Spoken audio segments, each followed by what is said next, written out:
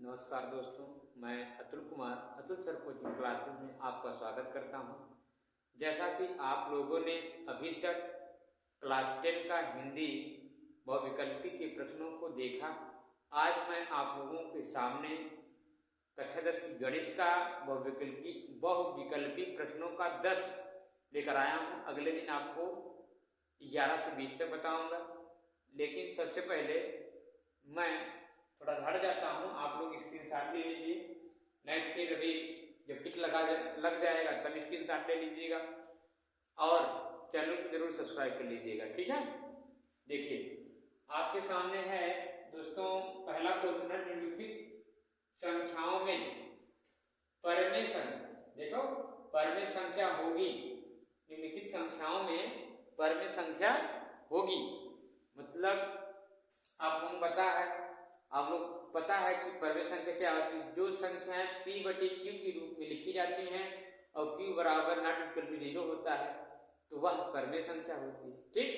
अर्थात आप लोग जान रहे हैं कि कैडी में 5 का वर्गमूल नहीं निकलेगा तो वह अपरमेय संख्या है, तो इसको क्या कर दो, काट दो, ठीक है।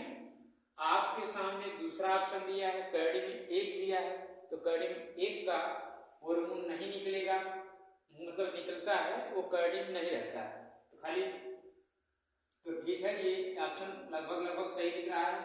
यह दोस्तों 9 कम 9 4 13 13/9 आ जाएगा। 13/9 जब आ जाएगा तो 13 का वर्गमूल तो निकलेगा नहीं, 9 का निकल जाएगा। इसलिए जब तक दोनों पदों का ना निकले, अंश और हर दोनों का ना निकले, तब तक वह परमेय संख्या नहीं होती है। इसलिए यह ऑप्शन भी गलत है।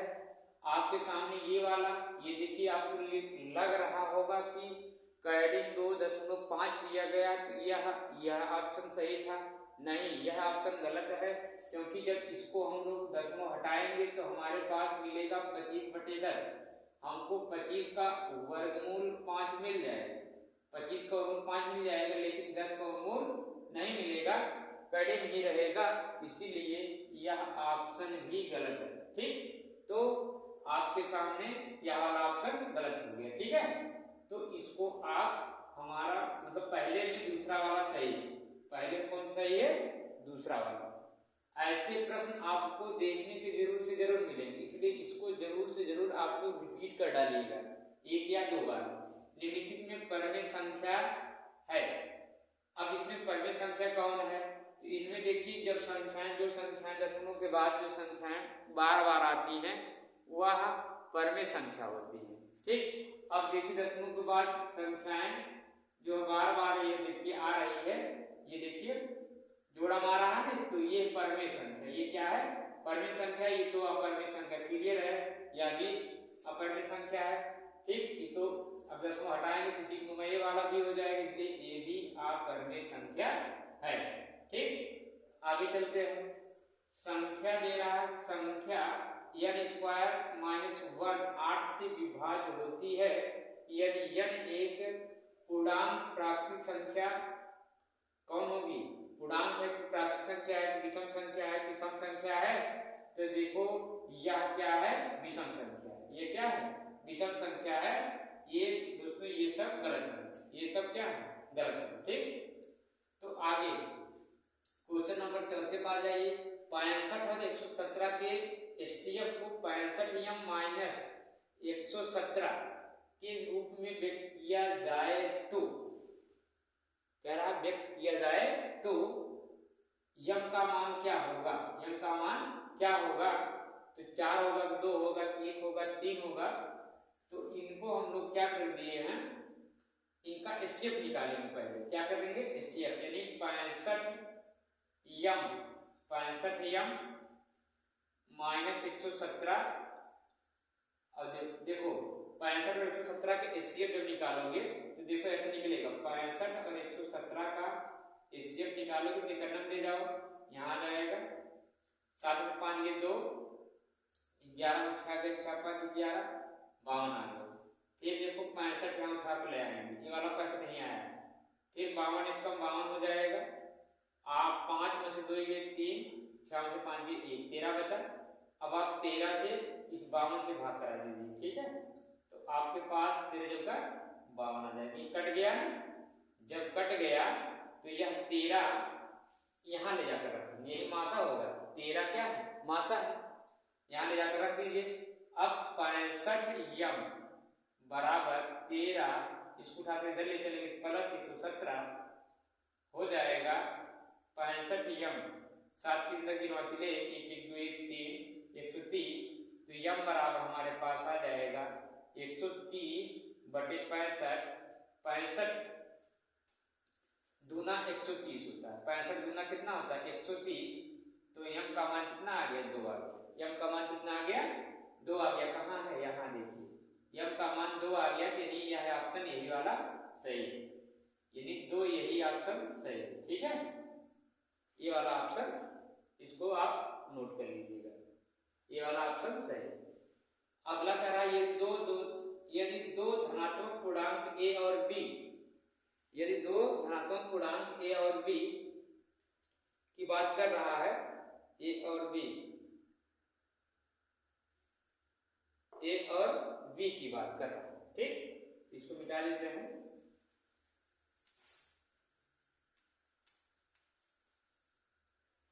a और b की बात कर रहा है कि a बराबर इतना दिया है, ठीक है, a बराबर इतना, b बराबर इतना। इसमें कह रहा है कि के रूप में व्यक्त किया जाए तो x और y अभाज्य संख्याएं हैं, HCF a और b होगा, इनमें HCF a और b होगा।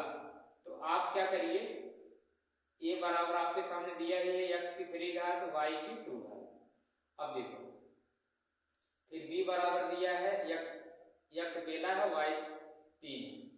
अब इसको क्या कर लो, इसको काट डालो। ठीक है, चलो एक बार बराबर कर लेता हूँ, x 3 बार गुणा कर देता हूँ, y 2 बार, फिर x y फिर y। अब देखिए, इसमें जोड़ा बना लीजिए, इनमें से एक x ले लीजिए, इसमें से एक y ले लीजिए, इसमें भी एक y ले लीजिए। ठीक है, क्योंकि y का जोड़ा 2 यूनिट बन रहा है, इसलिए ले लीजिए। अब आपके पास अकेला x रहेगा, y 2 बार, यानी y की 2 घात लगा दो, हो गया ना, x y स्क्वायर। इसमें कहाँ है, देखो दूसरा ऑप्शन है x y स्क्वायर, यही वाला सही है। ठीक, ये वाला आपका ऑप्शन सही है, इसको टिक लगा देंगे। आ रहा समझ में? आइए क्वेश्चन नंबर अगले की तरफ। क्वेश्चन नंबर अगला आपके सामने है, क्वेश्चन नंबर 6। इसमें देखिए पूछ रहा है कि इसका मान क्या होगा। यहाँ देखो, शून्य जब 3 दे दिया है, ठीक, तो आप क्या करिएगा, ऐसे लिखिएगा, जहां शून्य को दिया है, शून्य की जब बात करें तो x के स्थान पर शून्य का मान रखा जाता है। तो आप क्या करिए, k-1 कोष्टक में बंद कर लीजिए, x का square minus k plus kx, ठीक, और प्लस 1। अब इसको क्या करिए, k-1 x के स्थान पर रखो 3, -3 है तो -3 रख लीजिए। ठीक है, फिर यहाँ भी -3 रख लीजिए और प्लस 1। ठीक, बराबर जीरो लगा सकते हैं। अब 3 का वर्ग करेंगे, जब 3 का वर्ग करेंगे 9 मिलेगा, 3 का वर्ग करोगे तो मिल जाएगा हमको 9, क्या मिलेगा 9। इससे जब गुणा कराएंगे तो ये मिल जाएगा -3 के और प्लस 1।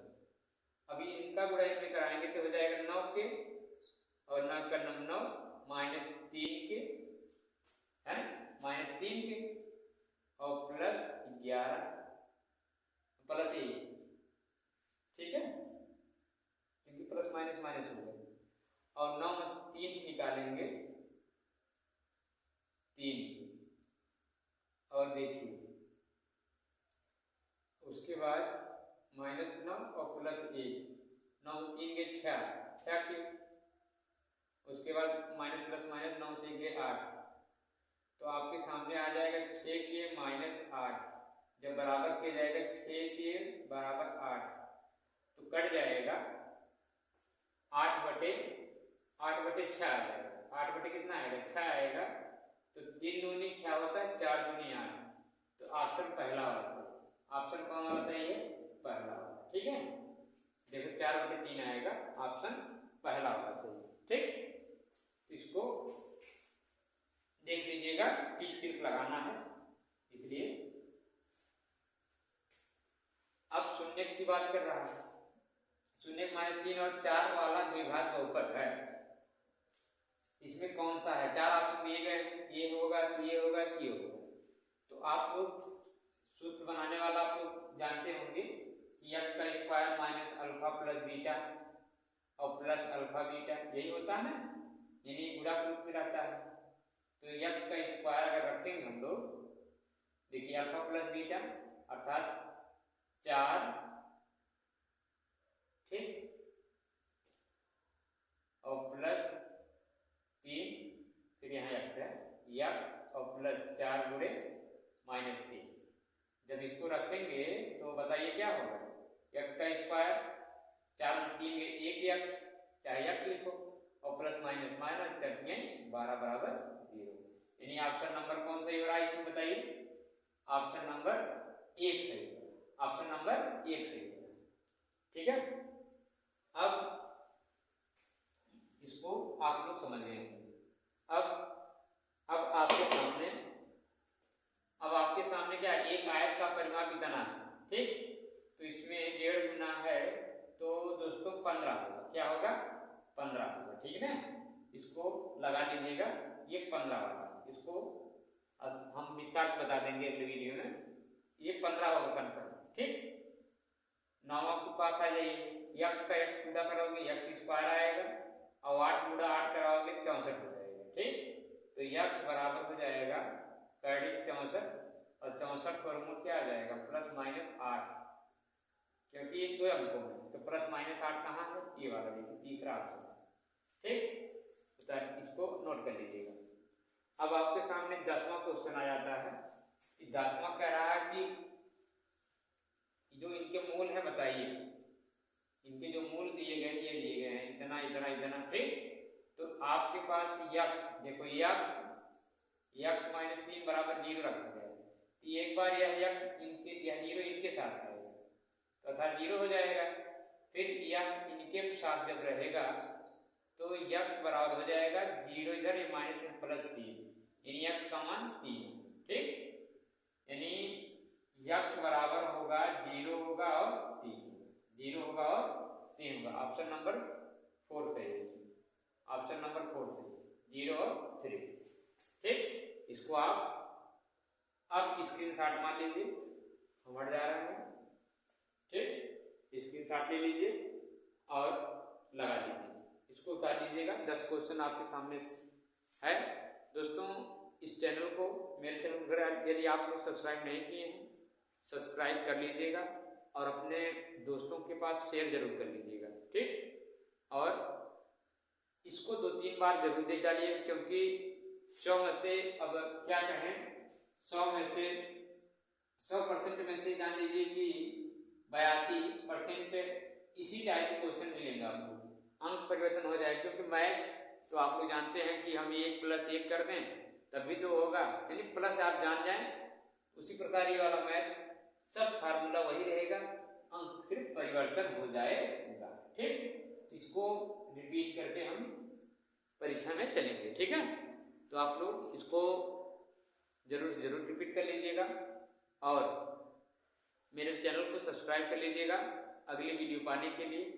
बेल आइकन को जरूर दबा लीजिएगा, बेल आइकन दबा लेंगे तो ये घंटी लग रहती है, उसको आप दबा लेंगे तो जो हम आप वीडियो अपलोड करेंगे तो आपके पास पहुंच जाएगा, फिर आप देख लेंगे। इसीलिए दोस्तों आप लोग चैनल को सब्सक्राइब कर लीजिए, बेल आइकन को दबा लीजिएगा और अपने दोस्तों की जो ग्रुप है उनमें जरूर शेयर करिएगा, ताकि और दोस्त और जो आपके भाई हैं और हमारे जो भाई साहब हैं वो सब क्या करें, देख लें, ठीक। और कमेंट बॉक्स में आप लोग कुछ ना कुछ जरूर लिख दीजिएगा। हम अगर यदि अच्छा पढ़ाते हैं तो यस गुड लिखिएगा, नहीं फिर और कुछ जो लिखना होगा वैसे लिख दीजिएगा, ठीक है। जो ना समझ में आया उसको भी लिख दिए, कौन सा क्वेश्चन समझ नहीं आया उसको दोबारा बता देंगे अगले वीडियो में, ठीक। आप लोगों के लिए देखिए बहुत, ये वीडियो बनाने में बड़ा मेहनत लगता है, पहले लिखा जाता है, इसलिए लाइक और सब्सक्राइब जरूर कर दिया करो, ठीक है। कुछ न कुछ जरूर लिखा